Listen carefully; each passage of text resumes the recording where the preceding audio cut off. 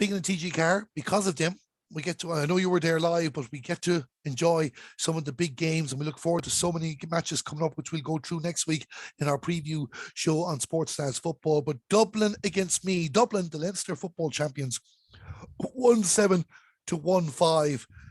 And a game, Niamh, with no shortage. It wasn't a great first half, but the second half on, no shortage of talking points. No, definitely not, Darren. As he said, certainly the first half was nothing to write home about. And if you were a Meath supporter, you were certainly getting very worried when it took them to the 29th minute before they got their first score in the match, and their only score of the first half. So yeah, certainly the first half was not pretty viewing. And I think it took, it maybe 7 or 8 minutes, I think, before Dublin got their first point. So it was a real game of, I suppose, of chess, where the two teams were, I suppose, trying to find each other, what kind of a style they were playing. And probably both teams were very defensive. And as I said, not a very pretty spectacle to watch for anyone that was at it, and anyone I spoke to that was at it too, and I'm sure from watching on the screens at home either. We'll get to that in a few moments, but there's two incidents in particular that everybody is talking about, and they're the two we're going to start off with.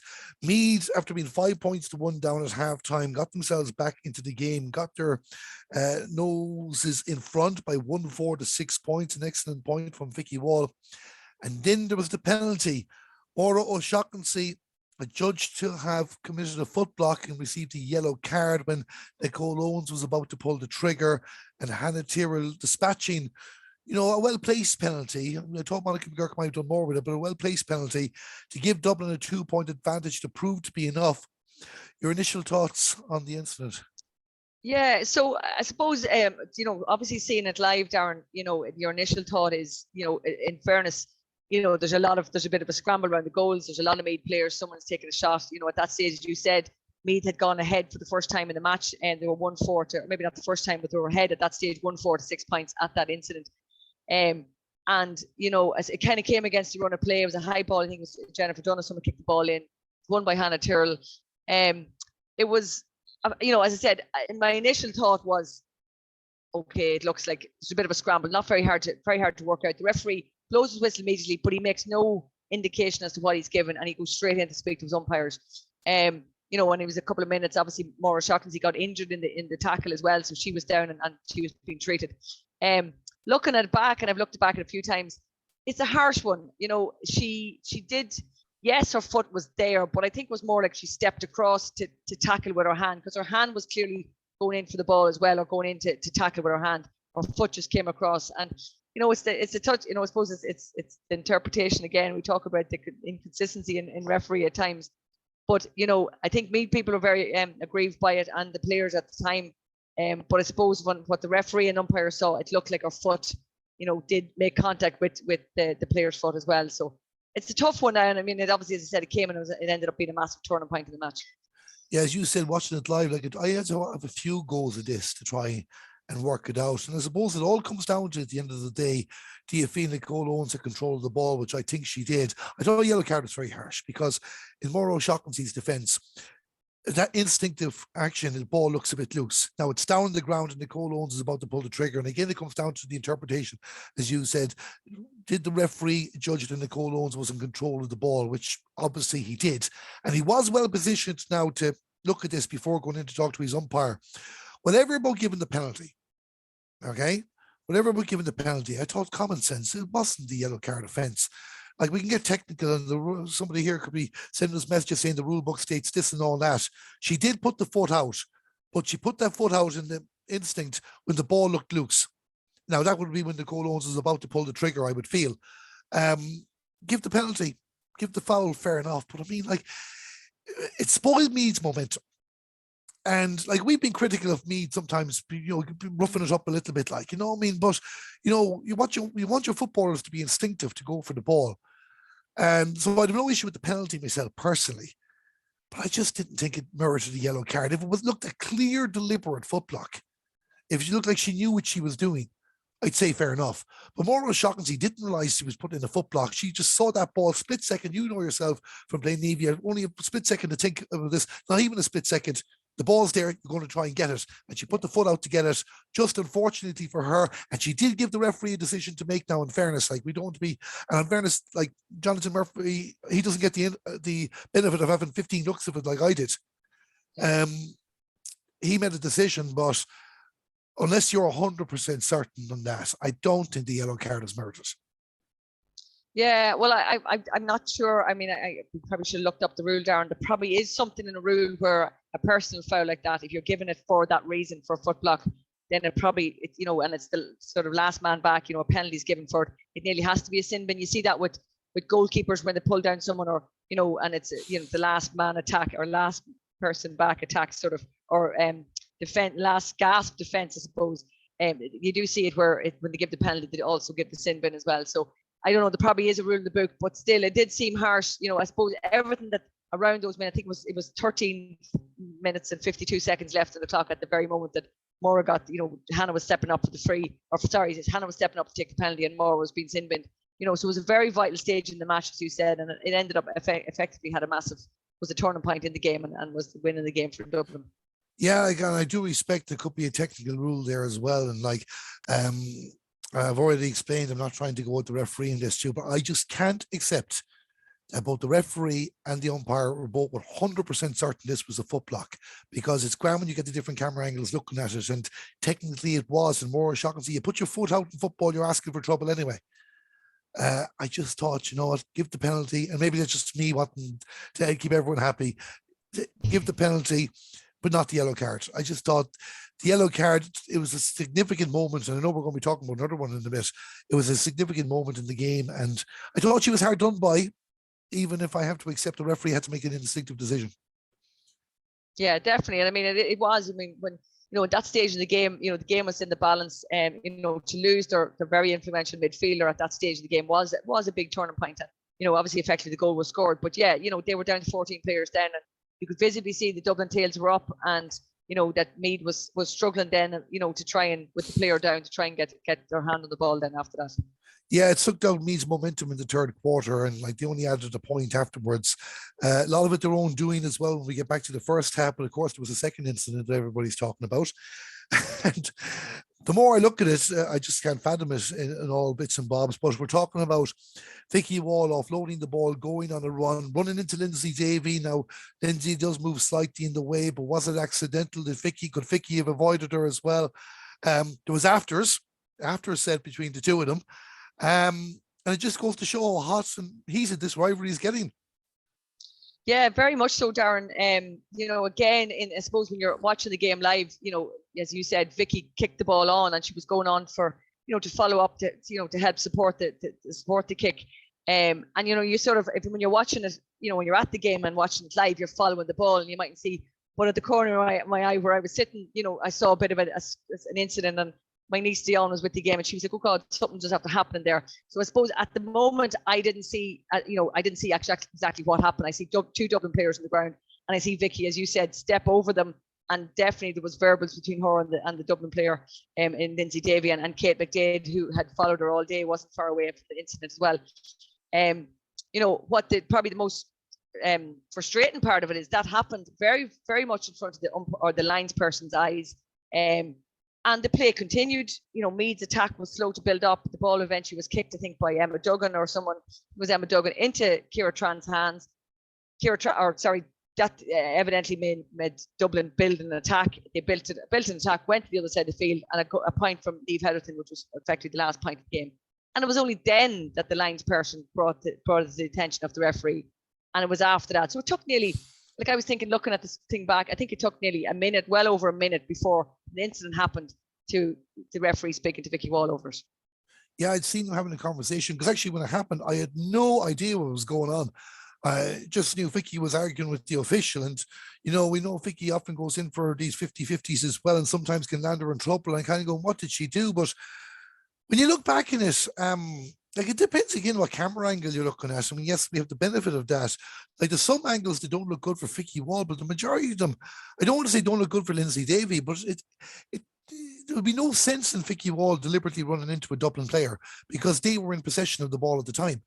And, you know, if it was a camogie, it would have been a free out, because it's up to the attacking player to avoid the defending player. But if this was men's football, it's a third man tackle, so again, like, could Vicky Wall have avoided Lindsay Davey, or was Lindsay Davey using her experience to hold her ground and maybe come in a sidestep as well to get in the way and stop Vicky Wall going forward?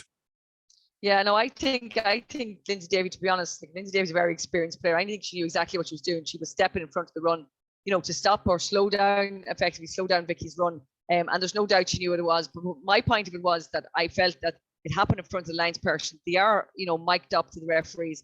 And I thought the referee could have dealt with it there and then, whether he felt it was, he obviously felt it was Vicky that was at fault and felt that should have been dealt with. But it should have been dealt with there and then, as opposed to, a minute and something later, calling the referee's attention then. I think it could have changed the, not only Vicky being obviously sin bin, but, if it had been stopped there and then. Because as you said, Meath was on the attack. So if it was a free that Vicky Wall should have got sin bin for, why didn't the lines person mic to the referee saying there's a free after something after happening here, stop the play and I'll call you back, and it should have been a free. Like that, my point is, if that was the case, Dublin should have had the ball. The last point or the last attempted shot by Meath should never have happened, because this incident all happened before that. So that's what I found, probably very frustrating. And as I said, they are mic'd up, and I think some of the umpires are mic'd up as well. And I think, the referee, in fairness, can't be everywhere and can't see what's behind them. But that's where the lines people come in, and the fourth official, who also was very close to the incident as well. Yeah, and like, say for example, if they weren't thinking it that way, if they were thinking it against Lindsay Davey, Vicky Wall was taken out of an attack going forward. She had afterwards, it was like Roy Keane style, mountain at Lindsay afterwards.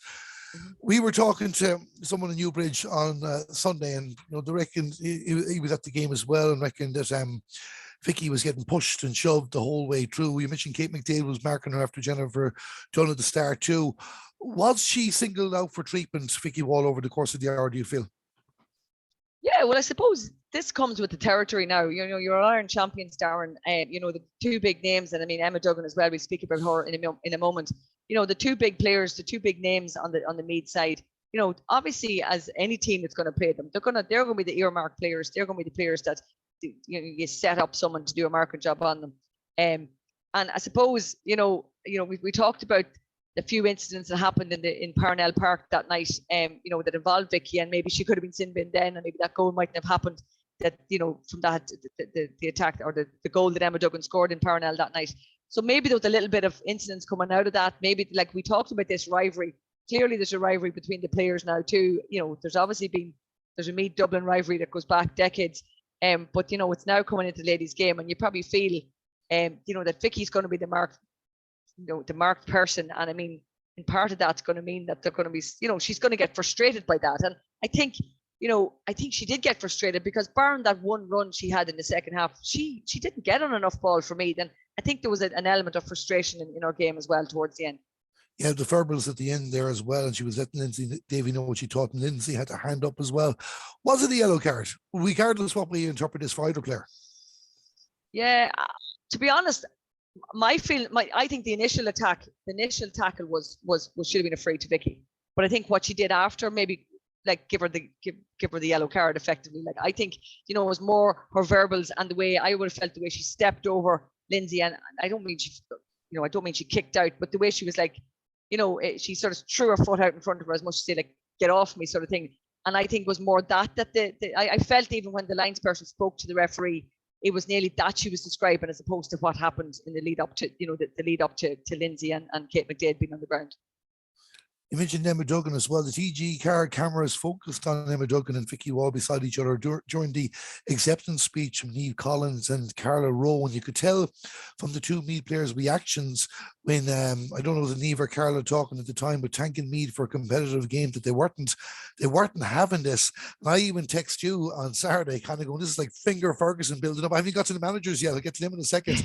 But you just mentioned Meath and Dublin in the 80s, and we both grew up with that. Even they hated each other. I didn't think we were going to be talking about this in the women's game, but the signs we're going there. Yeah, definitely so, Darren, and that's it. And I mean, I suppose these two teams, when you think about it, like, it's not even a year since the All-Ireland, it's not 12 months since the All-Ireland, and the two teams have met now at this stage. This is the third time they've met this year. And I suppose it's building. And after every game, there's these little incidents. And I mean, there's so little in the game every time. It comes a point in Naamh and a point in Parnell, and then 2 points on Saturday. So there's so little in the game, and each game seems to bring its own little controversies and little incidents, and it's probably building to a I suppose. And as we mentioned, I mean, Dublin are obviously very hurting after losing that All-Ireland last year, and they wouldn't be happy at the fact that Meath, they would feel a flash in the pan coming in. So there's that kind of, I suppose, a bragging rights, I suppose, that's coming about now, and Dublin want to get back up on the top where they've been in Leinster for so many years. They were really congratulating each other afterwards, Dublin, for winning. Like, I looked at first, at 9th senior title in a row in Leinster, 16th overall. Sure, like, it doesn't need all the hugs and kisses going on, but when you think about it, this was the last trophy that they were holding on to. Meath had taken their All-Ireland Championship. Meath had taken their league title. Granted, they didn't take it against Dublin, but they took it.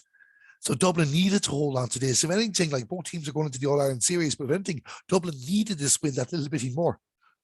Yeah, definitely so. And I think, that is the thing. And I mean, it's I mean, they were a proud county, obviously, and being the capital, they want to be the team with all the accolades, and especially in Leinster. And they have been the top team in Leinster for the last 15 years or so, so this is, they really wanted to have that upper hand on Meath and continue that. And, it's, I suppose it's the first time they've met again in Croke Park since the All-Ireland last year. And obviously, we all know what happened in it. So they wanted to have that, to get that sort of monkey off the back of beating them in Croke Park as well. You said to me, watching afterwards, I didn't see it, Eamon Murray and Mick Bohan weren't quite shaking hands at the end. No, yeah, this was a surprising one for me, Darren, because I would have a great praise for both managers, but Eamon Murray he comes across as a very nice guy, and he wouldn't take things to heart too much, or not that he wouldn't take things, but he wouldn't. I think that he would be very gracious in defeat. But yeah, when the game was over, I homed in. I suppose I was watching the whole, obviously just 18 seconds before that, Vicky had been sin bin, so she came to the sideline too, and Eamon certainly didn't look too happy about the sin bin, or maybe not too happy with Vicky either. I'm not sure what his reaction to that, but he certainly was very irate at that incident. And when the game, the Hooter went, Mick obviously, you could see on TV, Mick was going around looking, and you could tell. Now, of course, I wasn't there, so correct me if I'm wrong. You could tell he was looking for Eamon. He was going around shaking hands and looking around the whole time, but the cameras didn't show us Eamon Murray. Okay, so I that's what I was just about to ask. I didn't watch the stream. No, he mightn't be looking for Eamon Murray either, but it looked like he was looking for someone, and the presumption was it was Eamon Murray he was looking for. Yeah, so I didn't see the video footage of that to see what. But basically, as I said, Mick, you could visibly see he went around his management team, and obviously a very large management team that Dublin have. And it took him a couple of minutes to do that. And then you could see he headed towards toward the middle where Eamon had, as he shook hands with a few of his management team.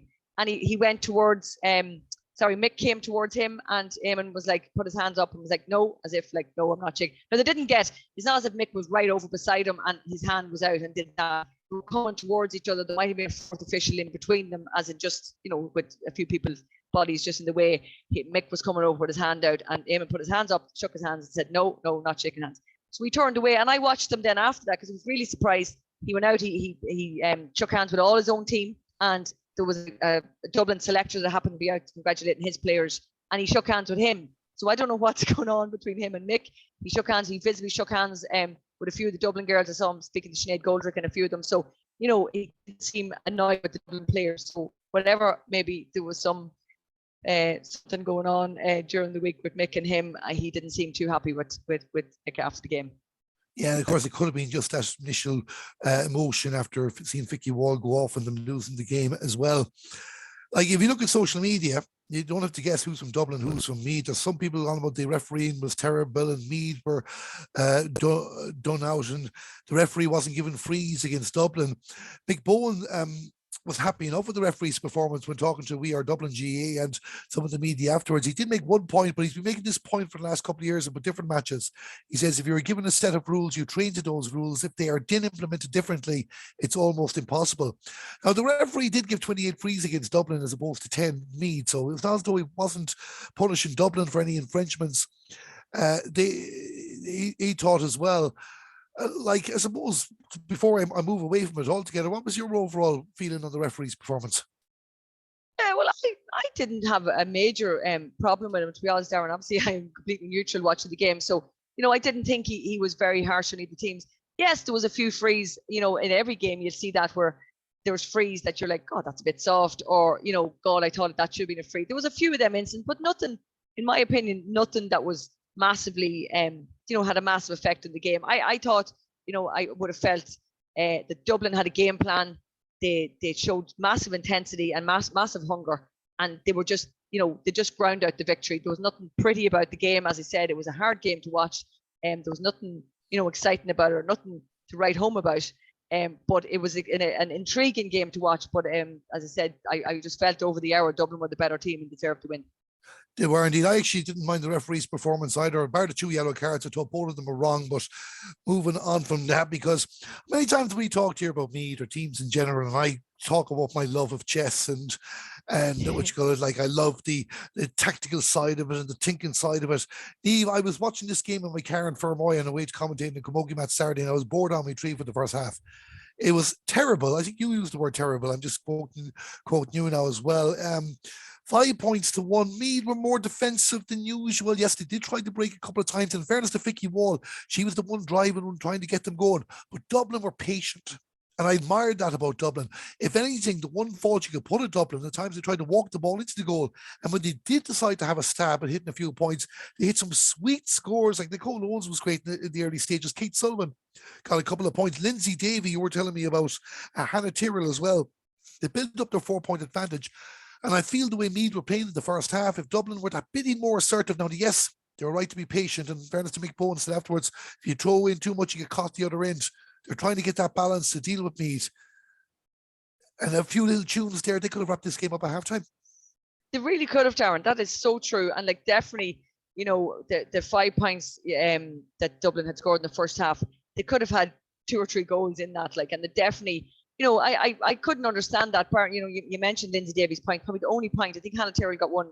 Not sure if it was the first or second half was right. That was from, but Lindsay's in particular was about 35 yards out. It was a super point. But it was like she got sick of just hanging about, this passing back. And, as I said, it was a defensive match. And, we know that Meath get players back.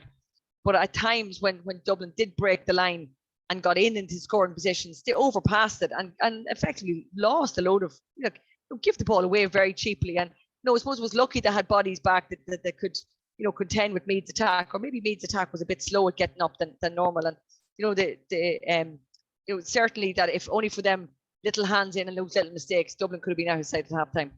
Yeah, like if anything too, Dublin didn't catch Meath in an off day too in regards to their shooting. Well, the decision making was poor for Meath at times when they got up there. They had a lot of poor misses. Niamh Gallagher was unlucky at the start, but you had to wait until I think it was Aoibhinn Leahy, was a minute to go before she took a pass from, I'm not too sure, was it Emma Duggan that gave her the pass, crossfield pass, but to get Meath's only point, like we nearly got to half time when Meath scored us. Yeah, it was looking that way, Darren. And I mean, that point, you're right, it was Emma Duggan that given. And I mean, Emma Duggan was probably the only time she got on the ball. She got on the ball. The only time she got a clear kick at the ball, because I mean, Sinead Goldrick did a super job and was right up, turned over a lot of ball from one. I think Emma Duggan got very frustrated in that first half too, because she couldn't get the space to get a shot on goal at all. But that was the one time she got away. She gave a brilliant crossfield back to pass to Aoibhinn Leahy, and it was the first point. And as you said, I think it was a minute and 2 seconds left on the clock for the Hooter to go. And I mean, Dublin still went down the field and got another point before half time. So yeah, it definitely was. And I mean, I don't know what was said to me at half time, but I'm certainly they were very disappointed with that to 1 point in the whole hour of football, or the whole half hour of football. Yeah, and as bad as they were in the first half, they just showed exactly in the third quarter why we love them, because they turned it around. 18 seconds in, Vicky Wall picks out Emma Duggan for a score. And then they work in a great goal. Orla Lally finishing it off to go in level terms. Stacey Grimes puts over a free after Vicky Wall was fouled to put Meath in front. All of a sudden, different ballgame. Yeah, that's the thing. And I mean, as you said, that's what we, that's what we expected from them. That was more like the play we expected. That kind of route one football where they, got it into the scoring zones and took their shots. And as you said, Emma Duggan, and funny enough, was Emma Duggan lined out full forward for the first few minutes of the second half, and it was in those couple of minutes that Sinead Goldrick hadn't picked her up. I think it was Leah Caffrey that was on her for the first point, and it was her shot then that came off the upright that Orla Lally was quickest to react to in the goal. And as you said, that was Meath ahead for the first time in the match with 14 minutes left to play. Yeah, Hannah Tyrrell and Vicky Wall traded points. Then after the goal from the penalty, Stacey Grimes with a free brought back to a 1-point ball game. Niamh Heatherton, as you mentioned, a fantastic point. Caoimhe O'Connor doing a lot of good work as well, setting up scores for Dublin to give Dublin a 1-7 to 1-5 victory. Niamh, these are the two perceived best teams in the country at the moment. There'll be other contenders, and a part of me wants to apologise to our man Donegal for being so hard on them last week, because if any of these two teams play like they did in this match again, they're not going to win the All-Ireland. Defensively, they were very, very sharp. But you said there a couple of times talking, they give away the ball much too easily. Very. I mean, I'm so uncharacteristic. Like, we were critical of in the Ulster final last week of, Donegal being, giving up possession cheaply to Armagh at times, and this pass over the head. And it's something you wouldn't expect from Dublin or Meath. But we saw that at times last week, or Saturday as well. And just poor passing, poor kick passing, just not getting ball to hand, giving the pass behind, just little things that you would not expect from these teams. Yes, you have to hold their hands up to the defence where the pressure was immense, but at the same time, stuff that you wouldn't expect them to be either of these teams, the mistakes you wouldn't expect from either of these teams. Now you expect to see better from them. We'll come back to player of the match contenders in the moment, but we just have to mention this because we've been getting the pad out there, myself and Niamh, and working a few bits out. And of course, there's counties that could stop this happening. Yes, Dublin are in Group 1 now with Mayo, Tipperary and Cavan. That's the 4-team group. Meath are in Group B with Armagh and Monaghan. Like Armagh and Meath, isn't that just the match everybody wants to see when they get together again? But if they both win their groups, they'll be on course for an All-Ireland semi-final meeting. That would have happened regardless of the result now, it has to be said. We're not going to get a Dublin-Meath final unless one of the other counties gets over them in the group stages.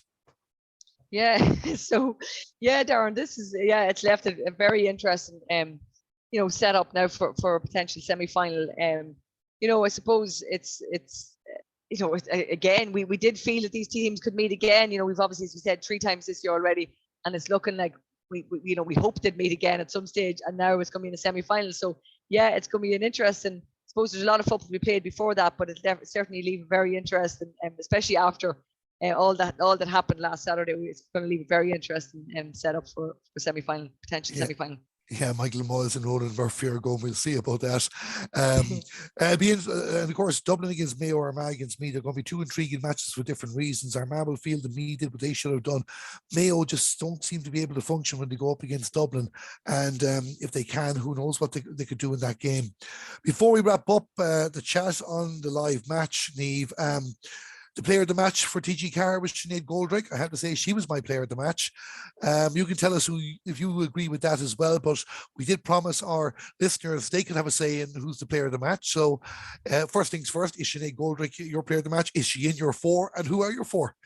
Well, Darren, I firstly, I said to you just before we went on air that I got it hard to pick 4 players. I think there's no doubt about it that Sinead Goldrick. Well, just to jump in for a second, Niamh, if you don't reckon there's 4 deserving contenders, we'll cut down, because no point putting someone in for the sake of putting someone in. So if you reckon someone doesn't deserve to be in the conversation, we'll cut it down to 3 or 2 or even 1 if you reckon that is clear cut. There's no point putting out a poll there just for the sake of putting out a poll. So I'll let you decide up to 4 names, whatever you decide. Okay. Well, I said, for without doubt, before even they announced it on TG Carr or announced it at the game, Sinead Goldrick was definitely my player of the match. As I said, mentioned, I saw her in Parnell that night. She definitely felt she had the upper hand on Emma Duggan again in Croke Park on Saturday. She really did. She frustrated Emma. She got the hand in. And then what I love about her, it's not just that she's just a market job. She's still a positive player to Dublin. She was involved in that penalty. She that last pass for Nicole Owens, she was involved with the pass over to Nicole Owens as well. So, she's not only, that player that was really good defensively for Dublin. She was back setting up, helping to set up scores for Dublin as well. So yeah, I fully agree. So she was my player of the match. But the other ones that shout outs to Kate McDade, got the tough task for probably a couple of minutes into the game. As I said, Jennifer Dunn looked like she picked up Vicky Wall early in the match, but Kate McDade did the job. Kate has been in and out of the panel or in and out of the team. To start, she was named to start in the league and then didn't play in the earlier game there in the Leinster Championship. So I thought she did a really, really good job. She followed her all day. I suppose her job was solely to mark Vicky Wall. She didn't do anything else. Didn't really get on ball. She just that was her job for the day. And I think she did it very, very well because she was really, on Vicky's shoulder the whole way through the match. And then my other shout out is to Leah Caffrey. They're all Dublin players, Darren. My other shout out is to Leah Caffrey at the Dublin fullback. We've talked about her at length in different years. She's not blessed with height, but she gets about so much. She's, gets her hand in at vital stages. She was, at the stage when at times when Meath was on top, she was that player that was the, constant hand in, and that player that, that sort of positive player in the Dublin defence that was coming out of the ball and getting at vital stage. So I'm just going to go with the three, Darren, and they're my three nominations.